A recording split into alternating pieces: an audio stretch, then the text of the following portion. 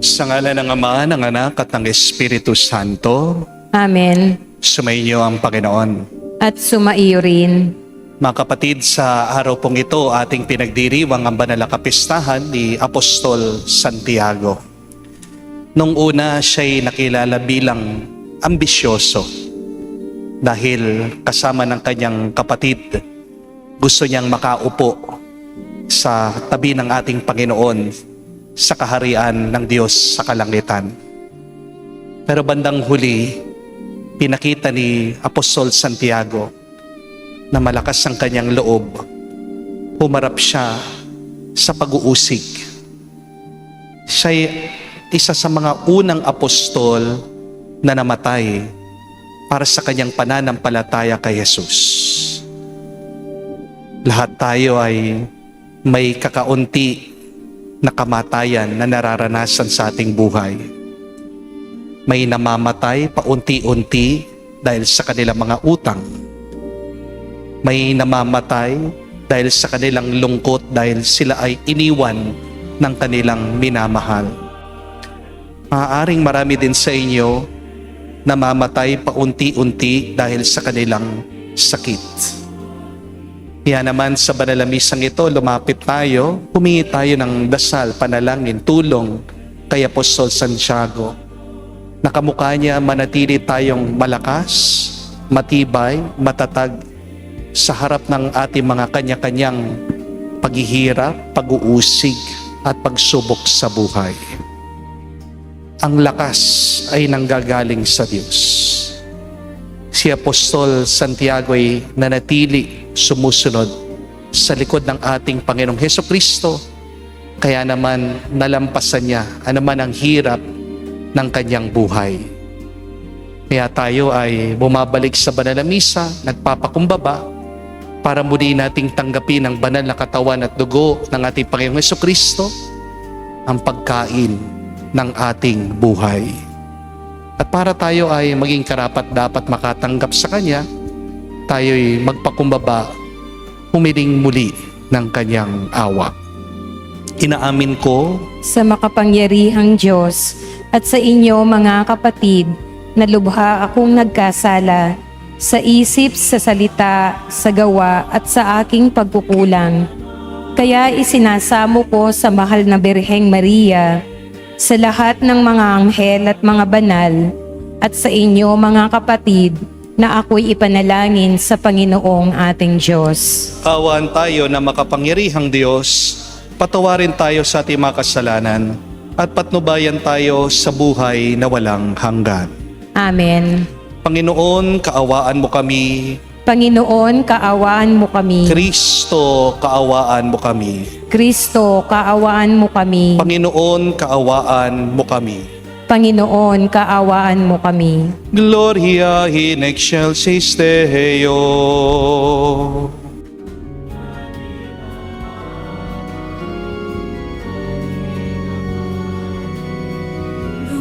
Luwalhati sa Diyos sa kaitaasan,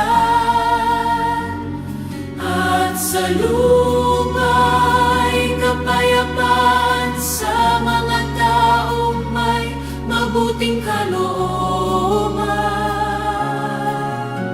Pinupuri ka namin, dinarangal ka namin, sinasamba ka namin, niluluwalhati ka namin. Pinasasalamatan ka namin dahil sa dakila mong kaluwalhatian.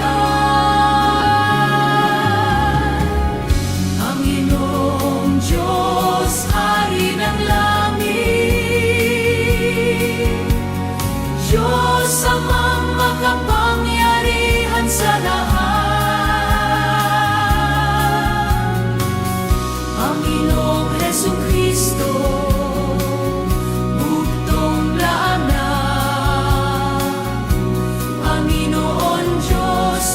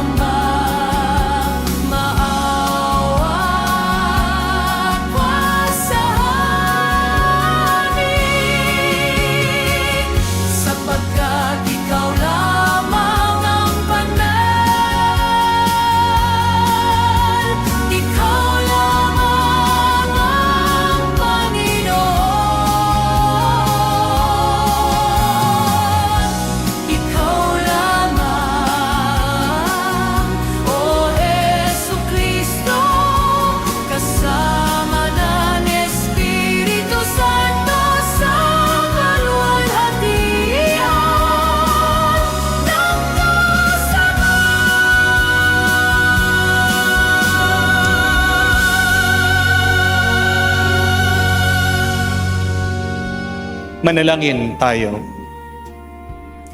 Ama naming makapangyarihan, tinalaga mo ang unang pag-aani ng iyong mga apostol sa pagnanak ng dugo ni Santiago. Pagkaloob mong tumibay ang iyong sambayanan sa kanyang pagpapahayag ng pananampalataya at lubos ang pagkakamit ng pagdalangin niyang puspusan. Sa pamagitan ni Jesucristo kasama ng Espiritu Santo, magpa sa walang hanggan. Amen. Pagbasa mula sa ikalawang sulat ni Apostol San Pablo sa mga taga-Korinto. Mga kapatid, kaming pinagkalooban ng kayamanang espiritual na ito ay hamak. Kumbaga sa sisidlan ay palayok lamang, upang ipakilalang ang di malirip na kapangyarihan ay sa Diyos at hindi amin. Ginigipit kami sa kabi-kabila, ngunit di nagagapi. Kung minsay nag-aalinlangan kami, ngunit di nawawalan ng pag-asa. Pinag-uusig kami, ngunit di nawawalan ng kaibigan. Naibubuwal, ngunit di tuluyang nailulugmok. Lagi kong taglay sa aking katawan ang kamatayan ni Jesus, upang sa pamamagitan ng katawan ko'y mahayag ang kanyang buhay. Kami laging nabibingit sa kamatayan alang-alang kay Kristo, upang sa aming katawan may kamatayan ay mahayag ang kanyang buhay. Ano pat habang ako'y dahan-dahang namamatay, nagkakaroon naman kayo ng buhay na walang hanggan. Sinasabi sa kasulatan, nagsasalita ako sapagkat ako'y sumasampalataya. Bunga ng gayong diwa ng pananampalataya, nagsasalita rin ako sapagkat ako may sumasampalataya. Sapagkat nalalaman ko ang Diyos na muling bumuhay sa Panginoong Hesus, ang siya ring bubuhay sa akin kasama niya at magdadala sa inyo at sa akin sa kanyang piling. Ang lahat ng pagtitiis ko ay sa kapakanan ninyo, upang sa pagdami ng mga nakatatanggap ng mga kaloob ng Diyos, lalo namang dumami ang magpapasalamat at magpupuri sa Kanya. Ang salita ng Diyos. Salamat sa Diyos. Ang nagtanim na may luha ay aaning natutuwa. Ang nagtanim na may luha ay aaning natutuwa. Nang lingapin tayo ng Diyos at sa Siyon ay ibalik ang nangyaring kasaysayay parang isang panaginip. Lahat tayo ay natuwa, masasayang nagsiawit. Ang nagtanim na may luha ay aaning natutuwa. Ang sabi ng mga bansang nagmamasid sa paligid, ang ginawa ng Diyos nila ay dakila. Anong rikit? Dakila ngang masasabi, pambihira ang ginawa. Kaya naman kami ngayon, kagalakay di kawasa. Ang nagtanim na may luha ay aaning natutuwa. Kung paanong inuulan yaong mga tuyong batis, sa sariling bayan namin kami poon ay ibalik. Silang mga nagbubukid na nagtanim na may luha, bayaan mo na mag-aning masasayat natutuwa.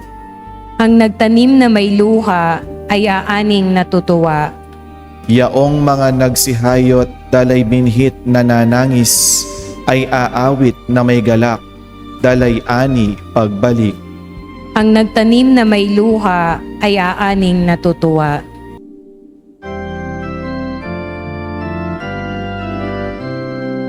Alleluia, Alleluia, Alleluia, Alleluia, Alleluia, Alleluia, Alleluia, Alleluia, Alleluia, Alleluia.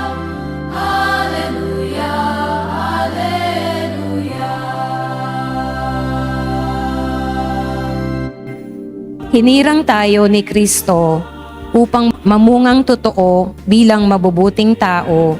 Aleluya, aleluya. Sumainyo ang Panginoon. At sumaiyo rin. Ang mabuting balita ng Panginoon ayon kay San Mateo. Papuri sa iyo, Panginoon. Nung panong yun, lumapit kay Jesus ang asawa ni Zebedeo, kasama ang kanyang mga anak. May ibig siyang hilingin, kaya't lumuhod siya sa harapan ni Jesus. Anong ibig mo? Tanong ni Jesus. Sumagot siya, sana'y ipagkaloob ninyo sa dalawa kong anak na ito ang karapatan na makaupo katabi ninyo sa inyong kaharian. Isa sa kanan at isa sa kaliwa. Hindi ninyo nalalaman ang inyong hinihingi, sabi ni Jesus sa kanila. Mababata ba ninyo ang hirap na babatahin ko? Opo, tugon nila. Sinabi ni Jesus, ang hirap na babatahin ko ay babatihin nga ninyo. Ngunit wala sa akin ang pagpapasya kung sinong mauupo sa aking kanan at sa aking kaliwa. Ang mga luklukang sinasabi ninyo'y para sa mga pinaghahandaan ng aking ama. Nang marinig ito ng 10 alagad, nagalit sila sa magkapatid. Kaya't pinalapit sila ni Jesus at sinabi sa kanila, alam ninyo na ang pinuno ng mga hentil ay naghahari sa kanila at ang mga dinadakila ang siyang nasusunod. Ngunit hindi ganyan ang dapat umiiral sa inyo. Sa halip ang sino man sa inyo na ibig maging dakila ay dapat maging lingkod. Ang sino mang ibig maging pinuno ay dapat maging alipin ninyo, tulad ng anak ng tao na naparito hindi upang paglingkuran, kundi upang maglingkod at ialay ang kanyang buhay upang matubos ang marami. Mga kapatid, ang mabuting balita ng ating Panginoon. Pinupuri ka namin, Panginoong Hesukristo. Magandang araw po muli sa inyong lahat. Pwede po bang pakisabihan nyo, katabi nyo, God is good. Sobra-sobra. Palakpakan po natin ang Panginoon. Meron pong isang napakagandang kasabihan. Ang sabi po, you don't just wake up one morning and become a butterfly. Ang ganda po, no? Pagmunihan nyo yan. I-reflect nyo ang kasabihan na yan. Hindi naman basta-basta kagising sa isang umaga na isa ka ng paru-paro. Ano pong ibig sabihin nito? Bago lumipad ang paru-paro, dumadaan muna yan sa pagiging uod. Hindi po ba? Gumagapang muna, kumakain ng mga dahon, nagtatago sa isang pukun. At para bang dadaan muna sa kamatayan ang paru-paro bago ito magkaroon ng mga pakpak, bago ito makalipad. Hindi po ba? Kapatid, isang napakagandang paalaala para sa atin lahat. Ang paglaki, ang paglago at ang pagbabago ay hindi himala. Ito po ay proseso. Wala talagang instant sa buhay. Kahit naman po itong mundo na ating kinagagalawan, ilang thousands of years po yang ginawa. Ilang libo-libong taon ang ginugol para mahubog ang ating planeta. Di po ba? At ganyan din po sa ating karanasan. Kung gusto mo ng medalya, mag-training ka. Kung gusto mo ng diploma, mag-aral ka. Kung gusto mong sumeksi, magkaroon ng six-pack, mag-diet ka. Gusto mo bang gumanda? Gusto nyo po bang gumwapo? Ngumiti kayo. Tignan nyo nga, mga katabi nyo, nakangiti ba? Kahit mahirap ang buhay, smile. Dahil ang pagngiti, nakakaganda. Libre lang po ang pagngiti. Hindi po ba? Smile. Para gumanda ka, gumwapo ka. At kung gusto nyo po ang langit, magpasan ka muna ng krus. At ito po ang tinuturo sa atin ng ating mabuting balita. Si Santiago at si San Juan, kasama pa nila ang kanilang nanay, lumapit sila kay Jesus. At tinanong sila ng ating Panginoong Hesukristo, anong hinihingi nyo? Nag-request sila, Panginoon, pwede po ba makaupo kami kasama nyo sa inyong kaharian, isa sa kaliwa, isa sa kanan? Sa madaling salita, gusto nila agad magkapwesto. Gusto nila agad ng karangalan. Gusto nila agad ng korona. Pero ano ang sagot ng ating Panginoong Hesukristo? Napakaganda. Can you drink the chalice that I am going to drink? Parang sinasabi ng ating Panginoong Hesukristo, gusto nyo ba ng korona? Handa ba kayo sa krus? Kung gusto nyo ng tagumpay, dapat handa kayong magsakripisyo. Kung gusto nyong lumipad, dapat handa kayong dumaan sa pagiging uod muna. Mga kapatid, napansin niyo po ba? Hindi naman sinabi ni Jesus, mali ang mangarap maging dakila. Hindi naman po masama ang umangat sa buhay. Hindi naman masama ang maging successful. Ang mali ay yung naisin mo yung bunga, pero ayaw mo ng ugat. Ang masama ay yung gustuhin mo, yung destinasyon, pero ayaw mong maglakbay. Kaya kung nagmamadali kang magtagumpay, may 30 aral, paalaala si Santiago Apostol sa atin ngayon. The first lesson is, don't forget, don't rush the process. Unawain nyo, ang kukun ay hindi po parusa para dun sa uod. Ang kukun ay paghahanda. Minsan kasi, meron iba sa atin nagtatanong, Lord, bakit ang tagal-tagal naman? Bakit kaya hindi ako agad gumagaling? Bakit kaya hindi agad dumarating yung blessing? Bakit ang dami kong problema? Ang sagot ng Diyos ay maaring hindi kita pinaparusahan. Hinahanda lang kita. Remember this, God prepares the person before He provides the position. Bago niya ibigay yung pwesto, ihahanda ka muna niya kung kakayanin mo ito. Amen? Kung ibibigay ng Diyos yung mataas na posisyon sa taong mababa, masama ang kanyang karakter, may masisira lang siya. Hindi po ba? Halimbawa, bigyan mo ng sasakyan yung inyong anak, pero hindi pa naman siya marunong magmaneho. Ano po mangyayari?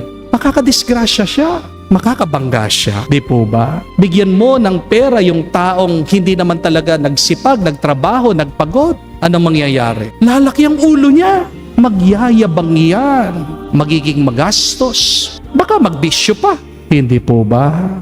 Gawin mong agad boss yung isang empleyado kahit na wala siyang kaalaman, wala siyang karanasan. Baka malugi yung negosyo. Mga kapatid, bago ka palakihin ng Diyos, palalalimin muna niya yung ugat mo. Amen? Pangalawa, remember this. Greatness is not about the position. It is about the service. Napakaganda po ng sabi ng ating Panginoong Hesukristo. Whoever wishes to be great among you shall be your servant. Alam niyo pong problema na napakaraming tao ngayon. Gusto nila agad yung sumikat sila. Pero wala naman silang ambag sa iba. Marami ang gustong maging boss.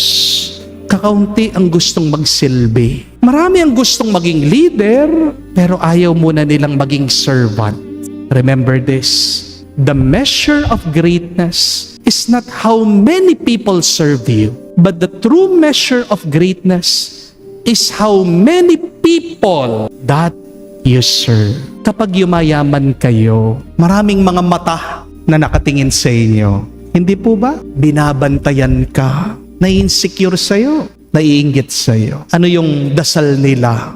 Sana bumagsak ka. Hindi po ba? Sana mabigo ka. Ganyan talaga. Pero pansinin niyo po ito. Kung habang umaangat ka, habang yumayaman ka, habang nagtatagumpay ka, nananatili ka mapagpumbaba, anong nangyayari? Oo, mayroong mga taong nakatingin sa'yo. Oo, mayroong mga taong nakabantay sa'yo. Pero pag nakikita ka nila, nagpapasalamat sila. Masaya sila at pinagdarasal kanila na sana humaba pa ang buhay mo. Di po ba, my dear friends? Don't ask God to make you great. Ask God to make you useful. At kahit na meron po kayong sakit, you can still be useful. You can still be significant. Kahit na kayo po ay nasa inyong mga higaan, nasa bahay. Ano po ang maitutulong nyo? Yung panalangin nyo. May oras kayo. Gamitin nyo yung oras nyo. Pagdasal nyo yung pamilya nyo. Habang nilalabanan nyo yung sakit nyo, gamitin nyo yung oras na yan. Kayo po ang magbigay ng lakas na loob sa pamagitan ng panalangin nyo dyan sa mga minamahal nyo. The true success is measured not by how high you climb, but true success is measured by how many people that you lift up. Tandaan nyo yan. Ang tunay na matagumpay na tao, hindi yung nakarating sa tuktok. Yung tunay na matagumpay na tao, siya yung tumutulong para ang iba ay makaangat at makarating sa tuktok. Third and last, remember that every butterfly has a cross called a cocoon. Kapag hindi pa lumalabas yung uod dun sa cocoon, binuksan mo na yan. Anong mangyayari? Mamamatay po yung butterfly dun sa loob. Bakit po?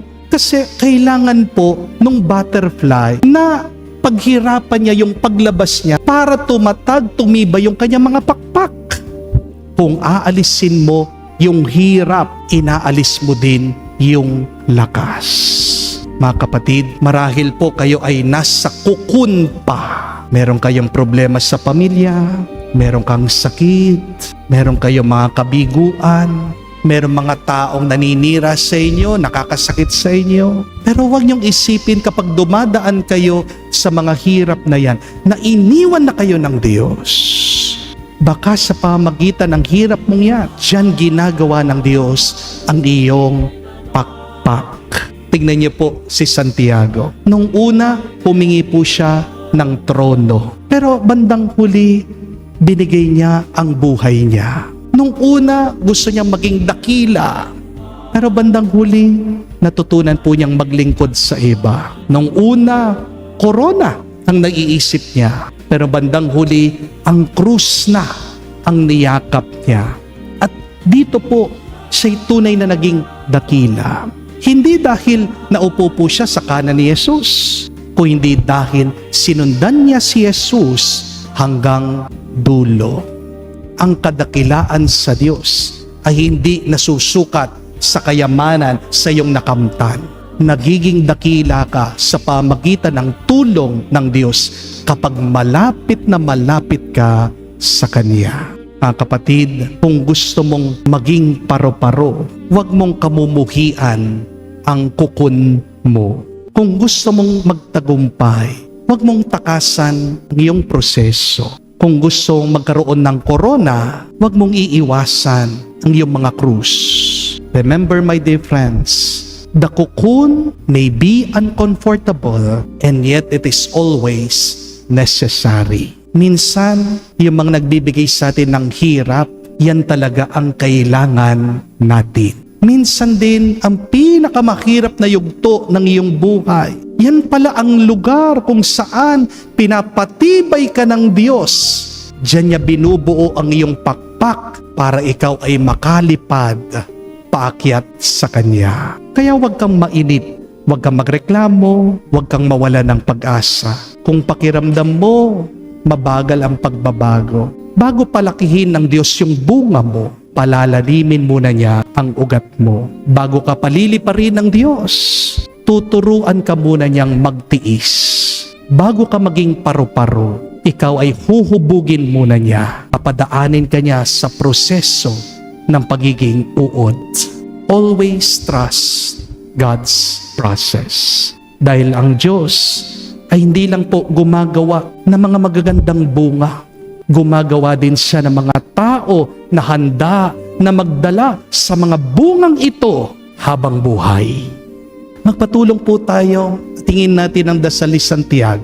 Naway tayong lahat maging malakas tayo sa gitna ng ating mga hirap, hapdi ng ating karanasan. Pasalamat tayo dahil kamukha ni Santiago. tayo ay hinuhubog na, tinutulungan na, at ginagabayan ng Diyos na maging mas mabuti, maging mas banal, ngayon hanggang sa magpa sa walang hanggan. Amen. Tumayo po tayo. Alay po natin sa Diyos ang ating mga dasal at panalangin, ating sabihin, Panginoon, dinggin mo kami. Panginoon, dinggin mo kami. Ang mga lingkod ng simbahan, naway gampanan ang kanilang tungkulin sa diwa ng paglilingkod at paglalaan ng sarili. Manalangin tayo sa Panginoon. Panginoon, dinggin mo kami. Ang mga naglilingkod sa bayan, naway makatupad sa kanilang tungkulin ng may katapatan at pag-aalay. Manalangin tayo sa Panginoon. Panginoon, dinggin mo kami. Magkaroon nawa ng maraming kabataang bukas loob, natutugon sa tawag para sa pagpapari at buhay relihiyoso. Manalangin tayo sa Panginoon. Panginoon, dinggin mo kami. Sa katahimikan po ng ating puso, sabihin natin sa Diyos ang ating mga personal na pangangailangan. Diyos, aming Ama, tulungan nawa kami ng mga panalangin ni Santiago sa paglalapit namin sa iyo ng aming mga kahilingan. Nawa ang paglalakbay namin ito sa buhay ay mamukod sa paglilingkod sa iba. Hinihiling namin ito sa pamagitan ni Kristo, aming Panginoon. Amen. Manalangin kayo mga kapatid, para ang ating mga paghahain ay kalugdan ng Diyos, amang makapangyarihan. Tanggapin nawa ng Panginoon itong paghahain sa iyong mga kamay sa kapurihan niya at karangalan, sa ating kapakinabangan at sa buong sambayanan niyang banal. Ama naming lumikha, lahat ng iyong mga paghahaing pinag-utos nung araw ay iyong pinagtibay sa isang haing hantungan ng tanan. Tanggapin ang ginaganap ngayon ng iyong mga lingkod at basbasan mo ito sa kabanalang gaya ng iyong kaloob sa mga alay ni Abel na lubha mong kinalugod, upang sa mga handog ng bawat isang nagbigay para sambahin ang banal mong ngalan ay magkamit ng karagdagan mong kasiyahan. Sa pamagitan ni Jesucristo kasama ng Espiritu Santo, magpa sa walang hanggan. Amen. Sumainyo ang Panginoon. At sumaiyo rin, Itaas sa Diyos sa inyong mga puso at diwa. itinaas na namin sa Panginoon. Pasalamatan natin ang Panginoong ating Diyos. Marapat na siya ay pasalamatan. Ama naming makapangyarihan, tunay nga marapat ikaw ang aming pasalamatan.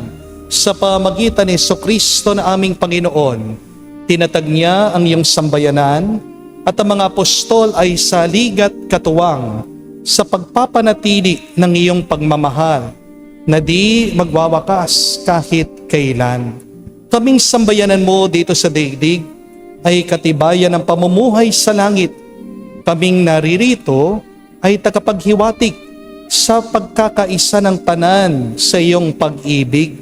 Kaya kaisa na mga anghel ay sisiawit ng papuri sa iyo nang walang humpay sa kalangitan. Kami nagbubunyi sa iyong kadakilaan.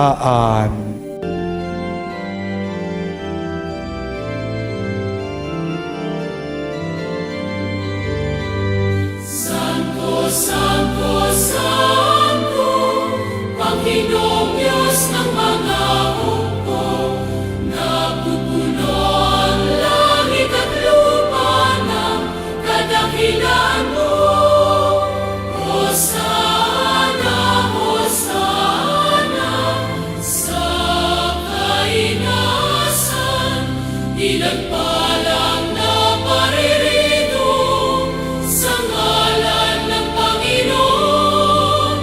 Hosana, Hosana, sa kainasan. Hosana, Hosana, sa kainasan.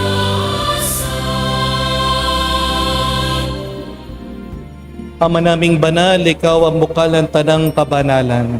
Kaya't sa pamagitan ng iyong Espiritu, gawin mong banal ang mga kaloob na ito upang para sa amin maging katawan at dugo ng aming Panginoong Hesukristo. Bago niya pinagtiis ang kusang loob na maging handog, hinawakan niyang tinapay, pinasalamatan kanya. Pinaghati-hati niya iyon, inabot sa kanya malagad at sinabi, "Tanggapin ninyong lahat ito at kanin. Ito ang aking katawan na ihahandog para sa inyo."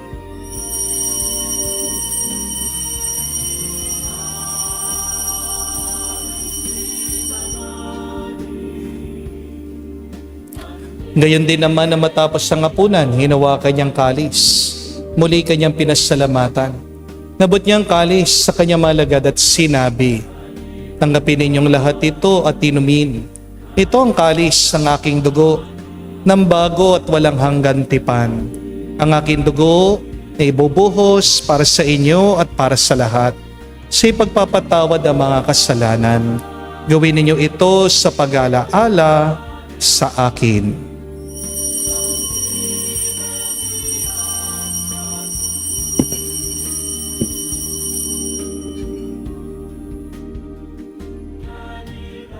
Ang misteryo ng pananampalataya.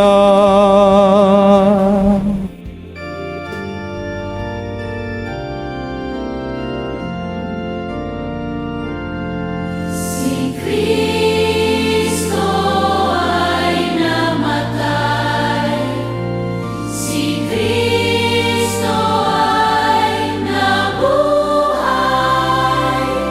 si Kristo ay babalik sa wakas, sa wakas, sa wakas ng panahon.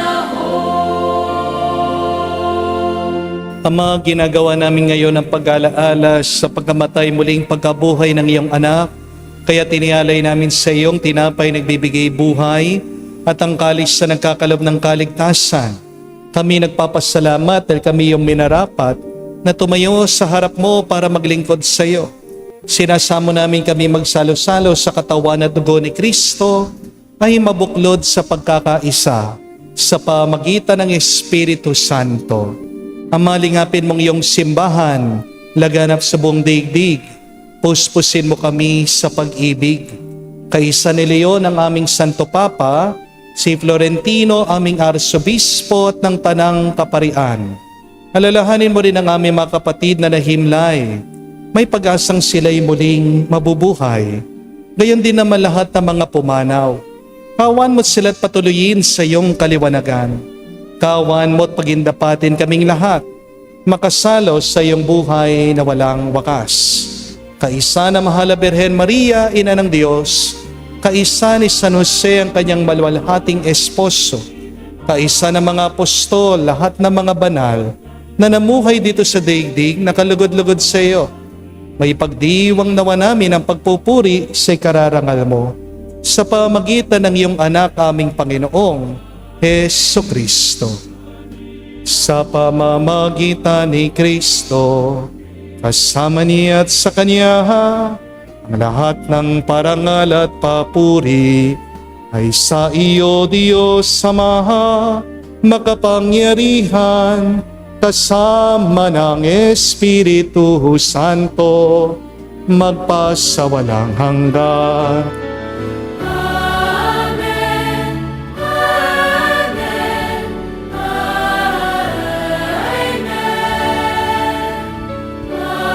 Amen, Amen. Sa nakagaling na utos sa turo ni Jesus sa Panginoon natin na Diyos, ipahayag natin ang lakas, loob.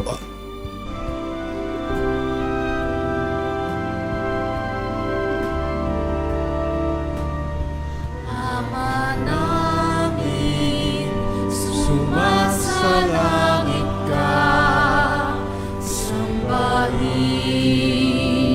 ang ngalan mo, mapasa amin ang kaharian mo,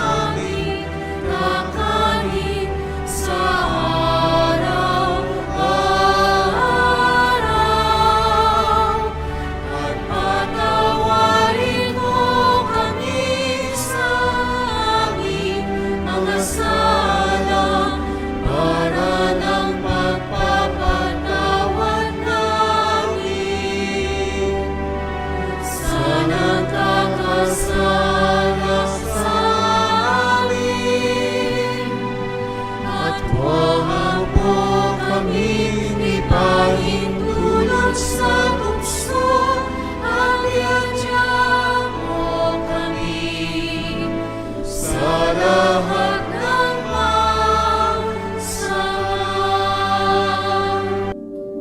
Hinihiling namin kami adya sa lahat ng masama, pagkalooban ng kapayapaan araw-araw, iligtas sa kasalanan, ilayo sa lahat ng kapamakan, samantalang aming pinanabikan ang dakilang araw ng pagpapahayag ng tagapagligtas naming si Hesu Kristo.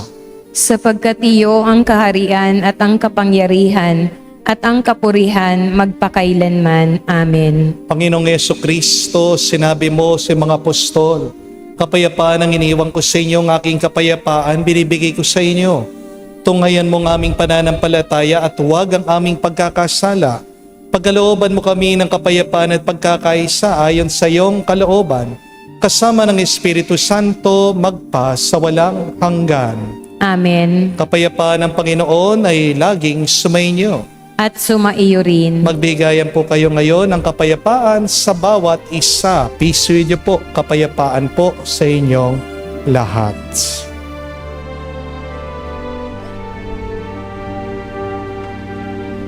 Cordero ng Diyos na nag-aalis ng mga kasalanan ng sanlibutan, maawa ka sa amin.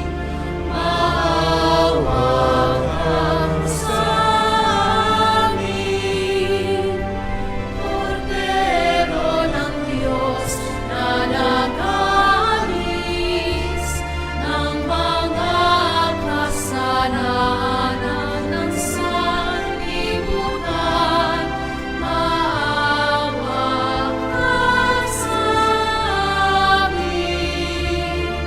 Maawa ka sa amin. Cordero ng Diyos na nag-aalis ng mga kasalanan ng sanlibutan, ipagkaloob mo sa amin ang kapayapaan. Mga kapatid, naririto nga ni Panginoong Yesu Kristo, ang Kordero ng Diyos. Siya nag-aalis sa mga kasalanan ng sanlibutan. Mapalad tayong lumalapit sa piging ng Kordero. Panginoon, hindi ako karapat-dapat na magpatuloy sa iyo, ngunit sa isang salita mo lamang ay gagaling na ako.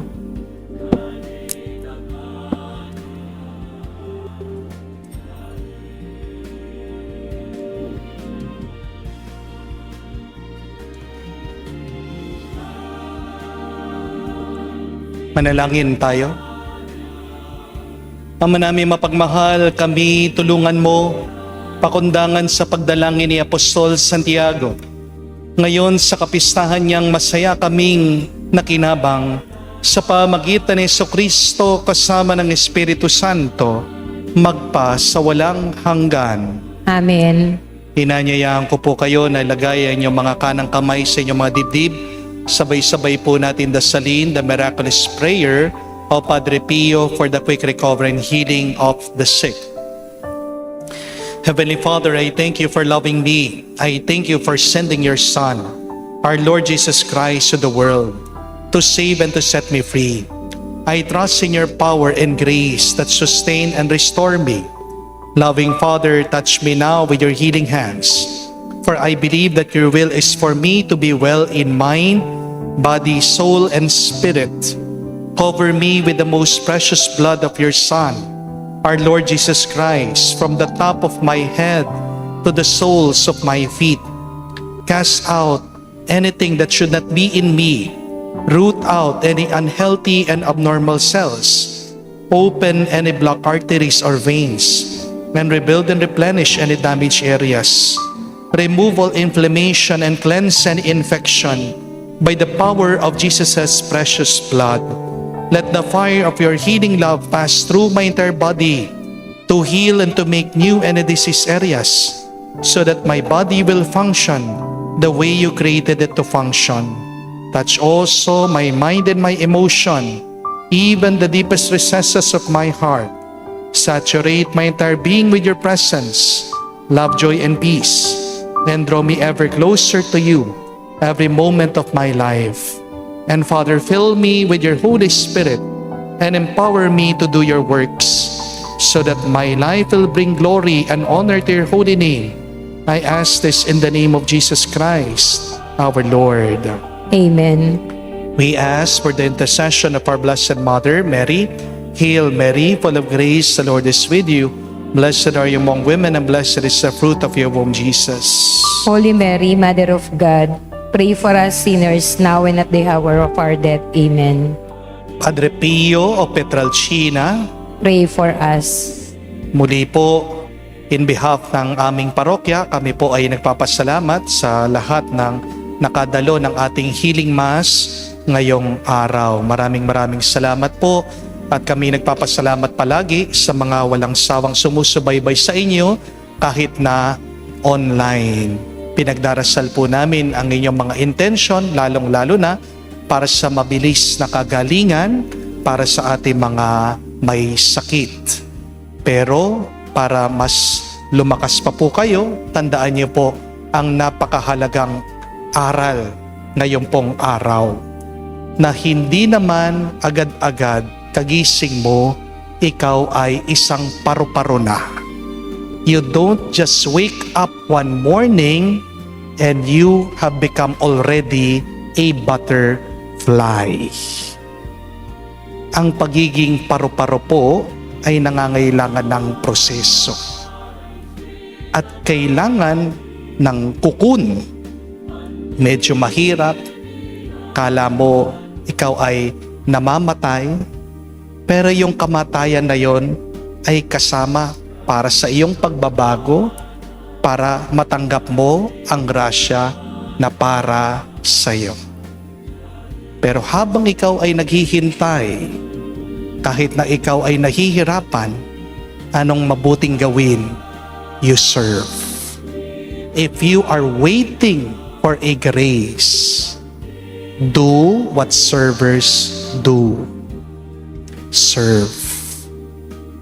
Total, naghihintay ka na rin na gumaling, maglingkod ka. Paano? Pagdasal mo, mga minamahal mo.